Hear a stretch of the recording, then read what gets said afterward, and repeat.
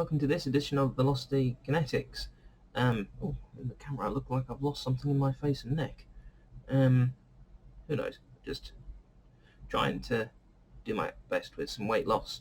That's anything you can do, anything you can do, try your best. Whether it's driving, videoing, recording, editing, playing music, work, that's all you can do. Now, this video would sort of going towards back to our hashtag everyone wants to get home. Now, we're extremely late to this topic if we're wanting to have a political dig. For those around the globe who may not be aware of this, but one of the senior advisors to the British government, Dominic Cummings, got into a bit of trouble because he apparently drove 60 miles to test if his vision was working. And Michael Gove then tried to back up that that's something he does as well, which is an affront to the highway code. You're not supposed to drive if you're not in a position. I'll get the exact wording for you in just a minute. Now, you'll have seen over time in all of these Velocity Kinetics videos, so I'm half working, as in work's gone quiet and I'm still trying to work at the same time. You'll have seen over time over the Velocity Kinetics videos, whether it's been on its own Velocity Kinetics YouTube channel or back when we were still on my CY 90999 channel, I wear glasses. There are a few videos kicking around. I think there are 4 off the top of my head, maybe 5 at most, where I'm wearing contacts. My eyesight is terrible. I have short-sightedness, which basically means I can't see distance. Now, some people seem to think that when you can't see with your glasses, some people seem to think, actually, this webcam we're using to record has probably got the filter on that I need to demonstrate this. But people at school, when as children do, basically swap glasses, try each other's glasses on just to see who's the blindest, because you have to win at something, right? For years I wasn't exactly the blindest, but certainly I was well on the way. It's a tough one to know where and what causes eyesight to go wrong. My eyesight started going downhill at the tail end of year 6, so I'd have been about 10 when my eyesight suddenly went. I was perfectly fine up until then. There was suddenly one day in year 6 doing spellings on the board, I suddenly couldn't read what was on the board properly. Sometimes your eyesight will just deteriorate because of age. Sometimes it'll be because of an accident, not taking care of them, so on and so forth, or side effects from medication. Depending on what horrible courses of medication you've had to take. It's one of these things, until you start losing your eyesight, you don't realise just how much you value having good eyesight. I would give almost anything to have normal vision where I don't require my glasses. Sarah has short-sightedness, by nowhere near the same extreme as me. She can function without her glasses on quite well. But by the end of my elbow, vision's gone. Really, there's not a lot there. It's not like I'm not seeing blackness or anything like that. But back to the point I was making before I sort of wandered off. When people try my glasses on, they seem to think what it describes to the way they describe to me. I can only describe what I think. I think it's called a right-angled lens. The reason why I think it's called a right-angled lens, I remember from a film I watched as a child. I think it was a film called Gordy.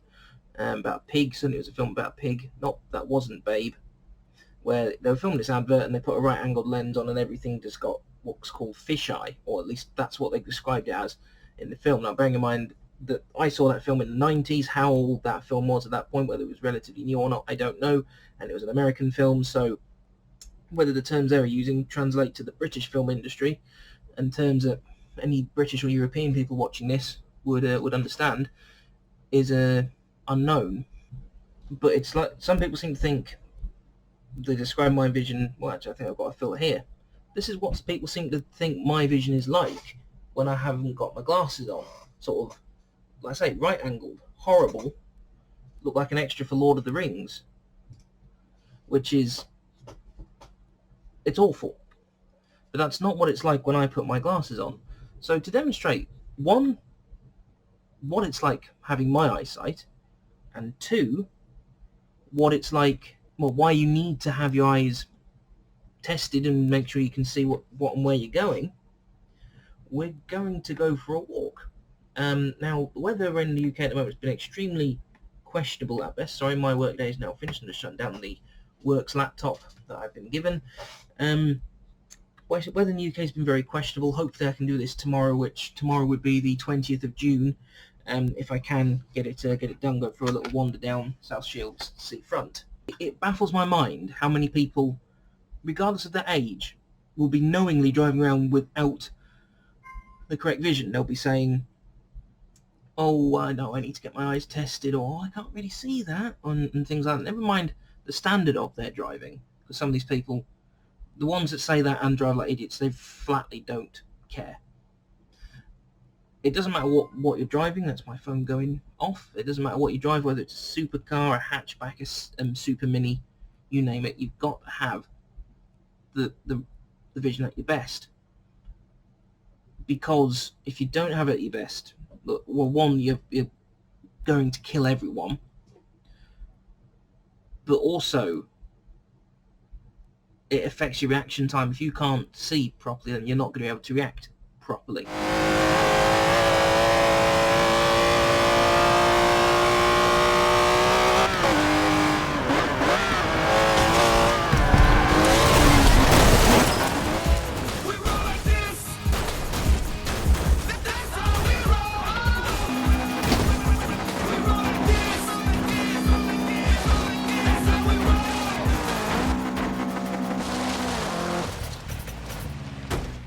And we're going to go on to a separate thing about reaction time in a different video. But for now, just focusing on eyesight. So we'll cut this here, and we will go for a walk, shall we? If I don't.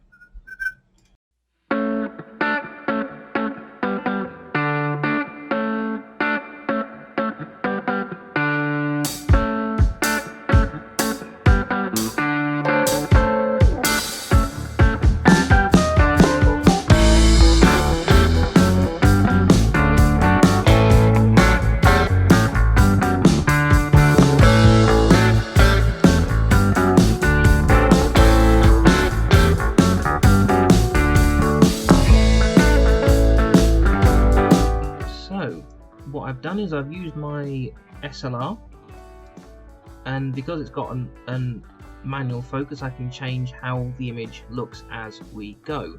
So this isn't perfectly in focus, but it is good enough. It's okay-ish in focus. From where I was standing, I could read my car's number plate.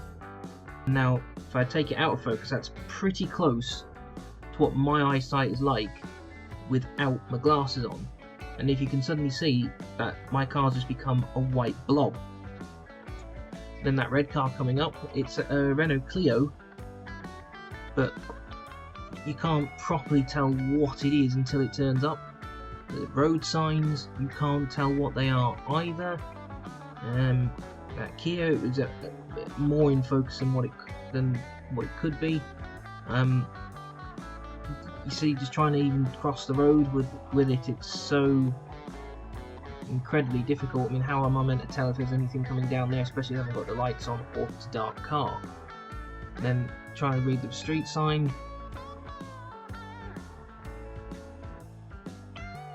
That's how close I've got to be for the sign to be in focus.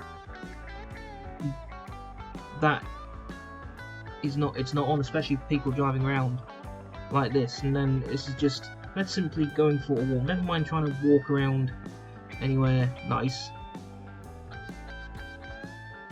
Trying to gauge distances and obstacles, and let's say just trying to read signs is quite difficult. I've taken the audio off the video because it was just full of wind sound, and I don't think you want to hear that, especially after what it was like on the back-to-back video over a year ago. That was horrible. Just trying to work my way down the stairs.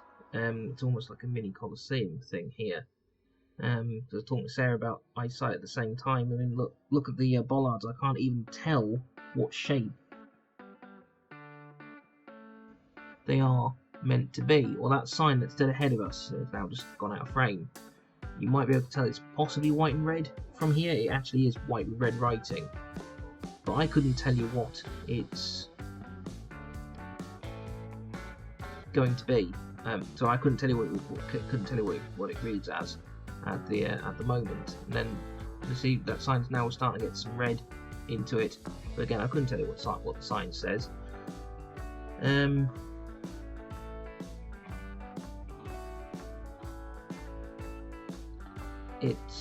I can tell mostly when there's patterns on the floor and like paving slabs, but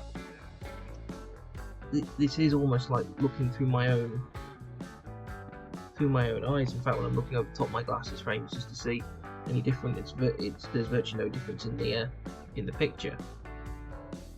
And then that person riding on the bike, I couldn't tell you what gender that person was, or is, should I say. Couldn't tell you what any features that they've got, whether that's long hair, short hair, or what have you. It's beyond strange. And trying to walk up these, if I didn't have my glasses on, that would be so hard to tell depth and what the surface is like. And just standing looking at the car park, I couldn't tell you what car that is. Just looking at it, and I know from being there it's actually an Audi A3, but I couldn't tell you what it is if I was driving along. And then look, if you needed to do some distance observation for where cars are coming from, you're screwed for seeing where it is. And that car going around, that car has got a private plate on it, but could you read that? No, you couldn't. Again, I know that's a Seat Cupra, but actually, I couldn't tell you what car that actually is. That has a seagull pattern on. You can kind of see it, but if I didn't tell you it was a seagull pattern, you'd probably try and work out what it is. Again, the dog, you couldn't tell. No one could tell you what sort of dog it is. I couldn't tell you what half of what's going on. In the background to the left, you can just about see it. There's an orange flashing light, but it's only because it flashes that you know it's there. And over to the left, you've got the lighthouse on South Shields, and then over to the other side of the bay. But couldn't tell what's there. You can hardly tell what's going on the sea. You know, there's waves lapping at the sand, but what else is going on? Couldn't tell when the next lot's going to be coming in. When I got my glasses on, I can see the pattern on the volleyball nets. From here, you just know there's a white something going across. And again, I can't even tell what shape my car is. Is that a Baleno? Is that a Swift? Is that a Golf? Is it a Corsa? Is it an Astra? Is it a Fabia? Could it be a V40? Could even be a BMW from here, for all we know, or an Alfa. Could be an Alfa Giulia. Don't get to appreciate many of the nice shapes that might be up in the clouds. Again, there's actually quite a few boats out on the sea today, waiting off the coast, but I couldn't tell you what was going on there. Now, for here, I was just backing up just to see what was going on, because actually from here, about here, so I was taking the glasses off, you couldn't tell any facial features. You couldn't even say whether she was meant to wear glasses or not. It's it's really, really infuriating. It's amusing when you've taken them off and you're just forgetting things, but as in just to take glasses off for a few minutes. But this is, look at the lack of detail. I mean, look, that's a sign about social distancing, and I can't read it, but look at how close I've got to get. Now, getting that close, I can see it, but it's not visible otherwise. Yeah, it's just so hard. And again, for me, I like looking at the sky. Without my glasses on, I can't really appreciate what's going on with the clouds or sky showing through. or maybe even some of the sunshine shining through. You couldn't work out what patterns there are on the benches, couldn't even tell you from a distance. You don't even know if that's a swiveled bench. Is that just a very wide bench? Is it even a bench at all? Is it going to be something you trip over? And this is just walking. Never mind travelling along at 20, 30, 40, 50, 60, 70 miles an hour. It's ridiculous. Couldn't even tell you how deep the water is. Now, I appreciate water, because of refraction, is quite hard to tell the depth anyway. The limited stuff I can remember from physics, it's something to do with it looks deeper than it actually is. Or looks shallower than it actually is. It's one of those two. Again, we're coming down here. Can't really tell what's going on with the grass. Not that you can see every individual blade anyway with normal eyesight, but you can see a lot of blades of grass. And as we come down the steps and head towards, I think we're heading towards the seaside now.